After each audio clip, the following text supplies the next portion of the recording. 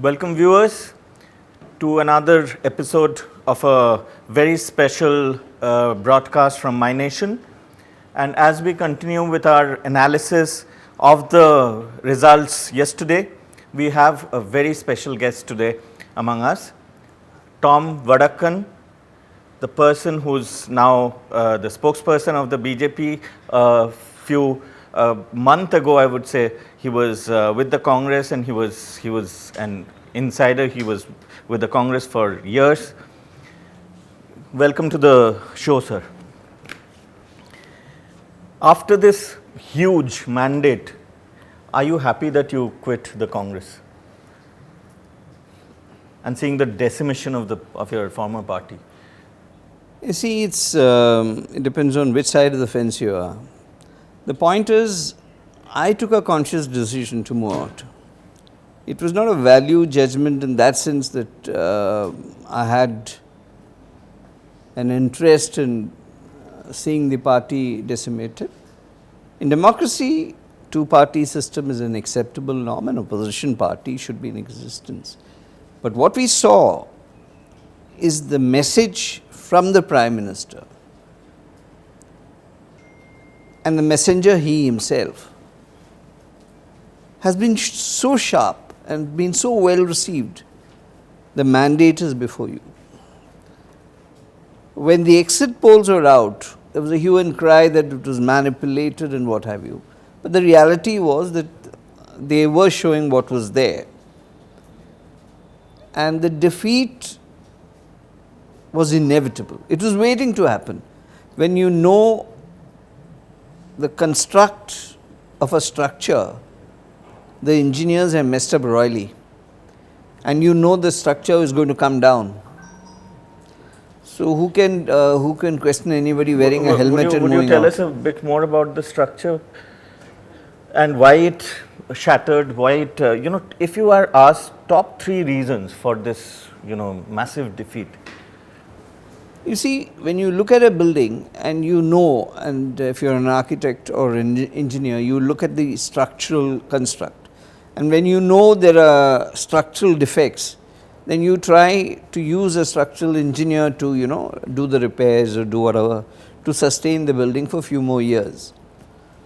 But unfortunately, the situation in the Congress was nobody was listening. Everybody thought it's a perfect situation. Calling strategy, in the name of strategy, there was something called just plan of action till sunset. After sunset, it was yet another day. Another strategy. Another strategy. And it was not strategy, it was like to be in the news. Desperate situation where you need to be part of the news package. And that people don't read newspapers and go and vote. There is a literate world which gets influenced, but they also seem to be reading between the lines. It is not as if that anything that appears in the paper happens to be gospel truth. That time has changed.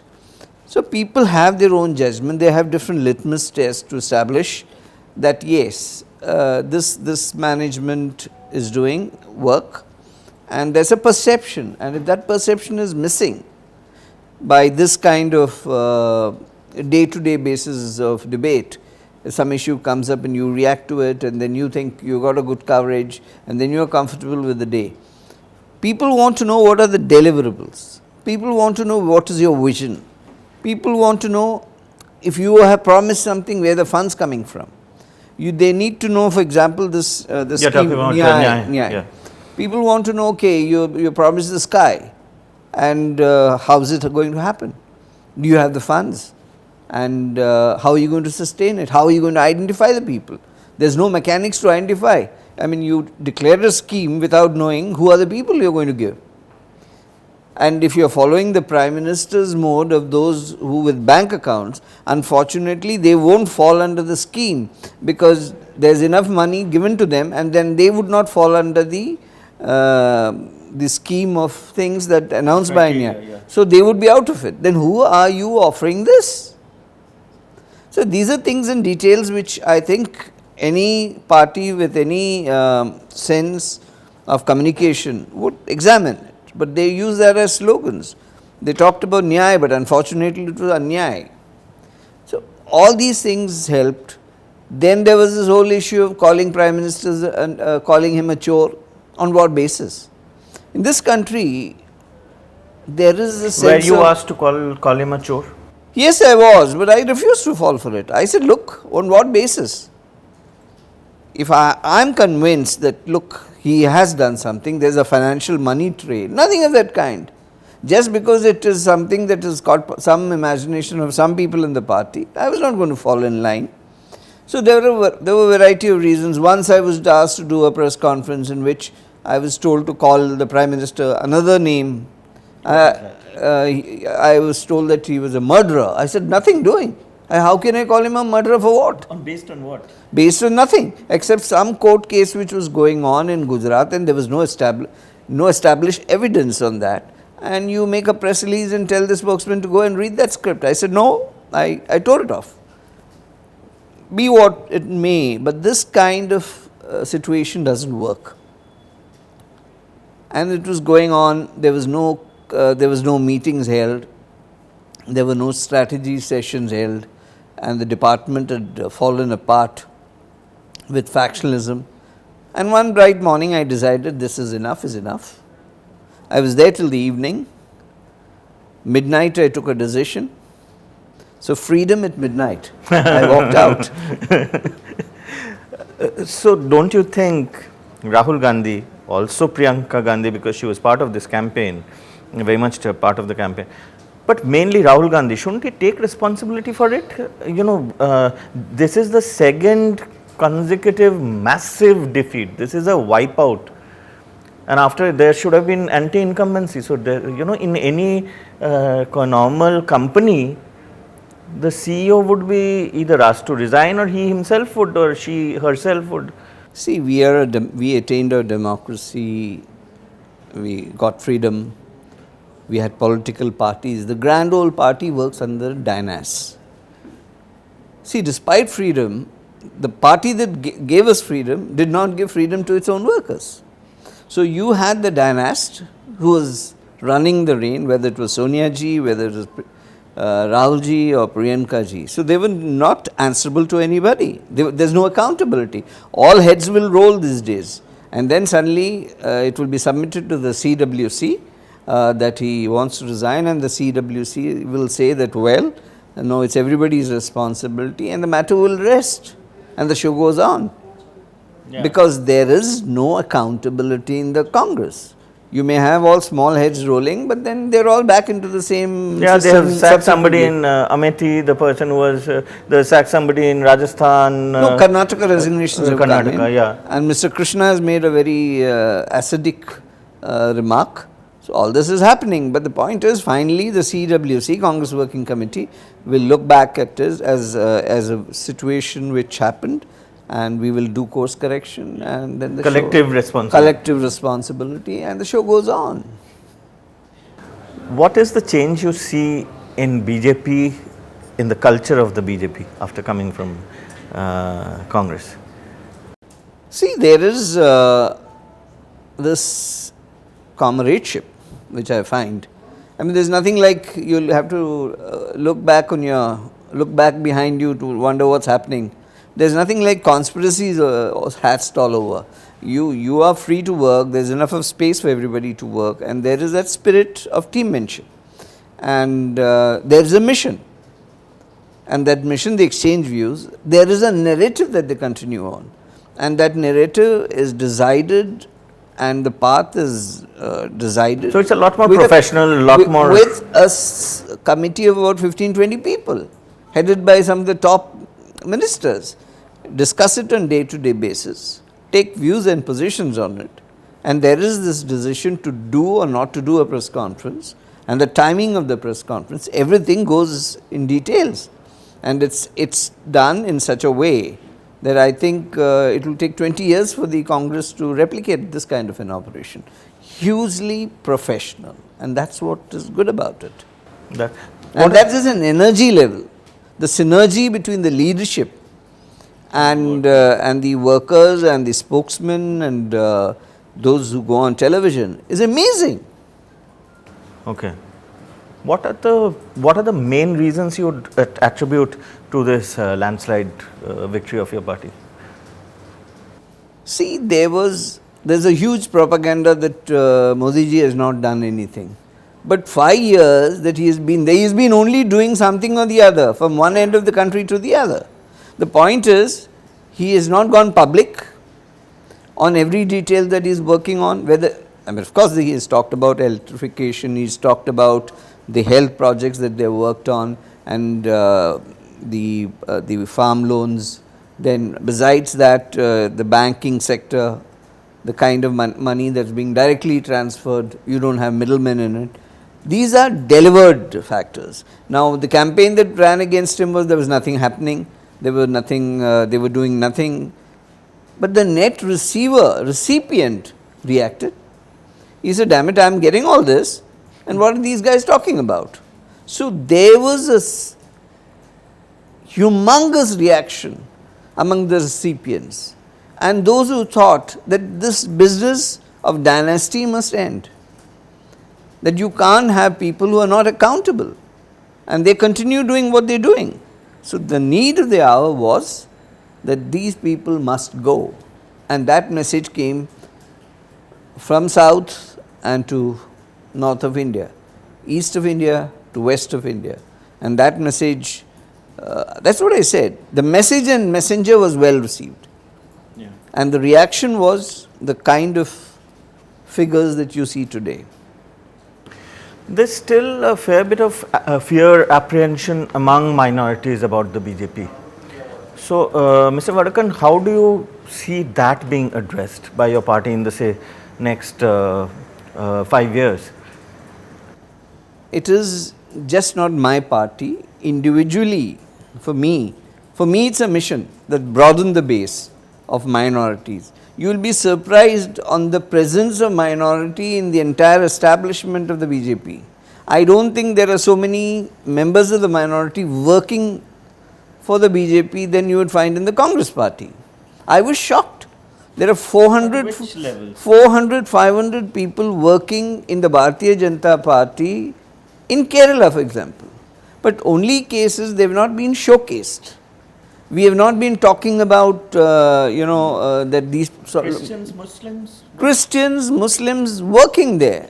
I was surprised. I went down to Kerala. I found many of them at important positions. They are in the Morcha, they are in the district level, and if they do project them and showcase them and say, look, these are people working for us, I think that base and then that inclusive concept that the Prime Minister and the President has for the country, I think there's huge room for this fighting this propaganda, because this propaganda is run by people who have vested interest, wanting to show that BJP is some kind of a man-eater in terms of minority. That's not true. I am a minority. I went into the party and I have realized the kind of respect I get there, and because of not being because of I am a minority, there is that human nature, the acceptability. There are spokesmen who are Muslims. I am probably one of the Christians in that here at this level, but there are a variety of people in Kerala. So, if an effort is made, and I think that effort will be on, to bring the minority awareness that yes, this party is ready to broaden its base, there is enough of workers, BJP, Christian workers, Muslims who are working 24/7 for the party. And I think this is our mission. At least it's my mission and my party's mission. So once we are on to that, I think we will be able Any to. Any specific steps you recommend or you have in mind, your party has been discussing? Since I joined, there have been major meetings with the cardinals in Delhi. When I meant Delhi, I was talking about cardinals who came from Northeast, came from Chennai, came from other states, and we met in Delhi. Then there was another meeting which the finance minister presided over, and we were able to, thrash out. Minorities issues are minor. They are not huge. They want small issues. about their institutions, about the educational institutions they are running. So, these are things that the BJP is ever ready to do, and this sentiment has to go public, and once it starts going public, and we are talking to the main stakeholders, the church, the Muslim leaders, and once this process starts, the base will automatically improve. We have done that in Northeast, we have done that in Goa, now Mission Kerala. Some of the parties' absolutely fundamental, positions have not gone down well with the minorities. For instance, Article 370 or Uniform Civil Code or Ram Mandir. What are your stands on that? See, these have been sensitive issues for quite some time. Are you for a Uniform Civil Code? See, there's one law for the entire nation. These issues have been on the back burner for some time. There are issues that have been taken from time to time. The Prime Minister has given a very candid view on it. The BJP President has spoken about it. I don't want to add to what they have said. Positions have been taken, and for each issue there have been formulations that have been constructed, and the construct is accepted across the country. Nobody has spoken about 370 or others in a lighter vein, but every party has motor mouths. And motor mouths, whether they exist in the Congress, whether they exist in any other party, left, right or centre, is known. So, these motor mouths, the minute they see a news channel with a mic, they want to make some news. And in the process, they disturb the harmony that exists in the country. That must stop, and I think the Prime Minister has addressed this issue many a times. He has told them very categorically. But then these motor mouths are motor mouths. You won't call them a motor mouth unless they are motor charged. But personally, you are not uncomfortable with the three main things that I'd, three big issues that I'd mentioned. India as a civilization has lived and let live, has been the philosophy. If you look at the history from Indus Valley civilization, it was the Hindus that accepted different religions. They have lived with them for these years. And if it is the same Hindu culture, what changes now? If you looked across it, it was the Jews that came into India, the Muslims came into India, the Christians came into India. Iran, they were living together. Yes, it's a historic reality. You can't change history now by saying that it was not that way or it was this way. We have lived together. We have what you clearly say is a culture that has seen the test of time, and that is the culture and heritage that the Bharatiya Janata Party has adopted. Yes, there are problem areas where some of these people talk, as I said, these motor mouths. I think it's time to send these motor mouths into mode of silence, because that will help. What is your assessment of the South, the results in the South? Are you happy with it? Which are the areas that you would... Look, if you are referring to Kerala. Yes, first. Sabrimala didn't seem to have played out there, the issue. Look, I am against using the word it was anything to be played out. Sabrimala is an issue that came up, was to be addressed properly, handled properly. It was mishandled. There were different views. Some people used it for their own purposes, and there was bloodshed, there was violence, and this is not in the name of Lord Ayyappa you can have violence. We have reverence for Lord Ayyappa. That's a belief, that's a faith, and freedom of religion exists in this country. So, what are the conventions and of the period, of the time, of that age should be followed. And different parties took different stances on it. So, I don't think it was a situation which... Why couldn't you get a seat in Kerala? Your vote share must have gone up. I don't have the exact figures, but in Kerala the vote share has again gone up, but you're not reaching that critical mass where you start getting seats. That's going to happen. You see, it's only by, it doesn't happen overnight. there is a process. We are facing a huge propaganda machinery, and which has said that the minorities are under threat, and that propaganda machinery is essentially driven by the fact by insecurity, and they make it sound that the Muslims are under threat, the Christians are under threat. So there is that panic reaction that comes by. We have to work on the people. We need to address that issue, which we are addressing. And like I told you earlier, it is our mission to ensure that the people of Kerala or people of India also realize that, look, we are here to help, to connect, to bring up development.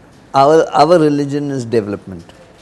And when you bring development in a state, it is natural that all the establishments that have worked contrary to our expectation will be disproved. Will be disproved. Yeah. And you should be happy with Telangana, the seats that you've got. I think you've got more seats than last time in Telangana. See, Telangana. And Karnataka you've swept, of course. Telangana is a development, it's a work in progress, and we hope and believe that in the coming days we will be able to make our mark there. And we have had friendly fights with different parties. There is a thought process of being on the same being on the same page with them. What is done in the future is something I don't want to get into, but yes, many of the thought processes are on the same page, which is a very useful thing, at least for the development of the state. Tamil Nadu and Andhra BJP doesn't have any presence. That was the situation in various other states, but you saw slow and steady wins the race, and we have a leader who is a communicator, and he knows to communicate and develop each state without giving any stepmotherly treatment. If development is the main issue, that each state will receive special treatments, whether it's Kerala, whether it is Tamil Nadu, they may be under any dispensation. But the state government must be also be ready to receive it. I mean, you know, it's a two-way process. So we can send funds from here, but the point is utilization of that. And that is the dynamics. You have seen that in Kerala, left is suffering the kind of beating they received also is also indicative of the general perception about them. So they also need to get into the act, and whatever development funds come from the centre, and our focus is going to be Kerala, Tamil Nadu, because development is called for.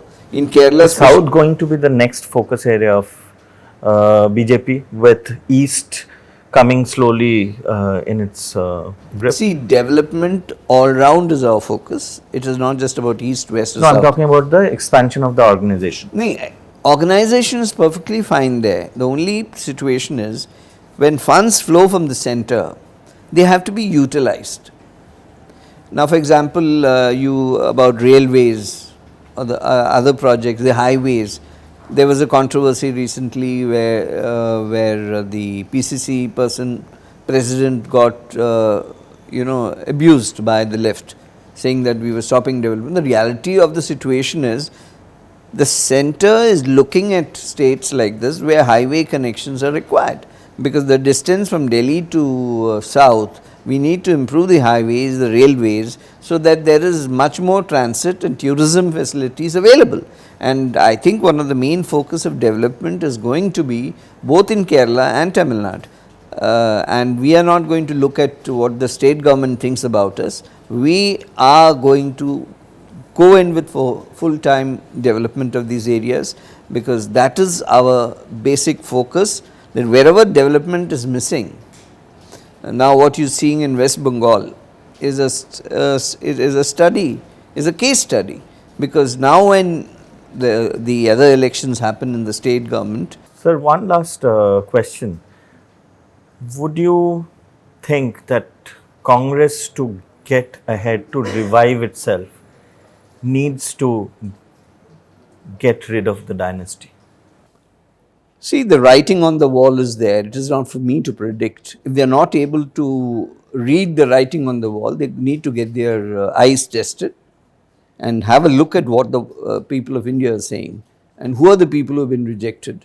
If you have a closer study, they would get all the answers. The answers are on the wall, and the people will send out a message. So I don't think why should there be any confusion. The dynasts will have to leave. Ultimately, this is a democratic country. Thank you so much, sir. As you've seen, Tom Vadakkan is, he's going to have a lot more on his plate in the coming days. He's candid as ever, and as BJP focuses more and more on South, Tom will have a much bigger role in the coming days, coming months, coming years. Thank you so much for being with us in this special broadcast. Thanks.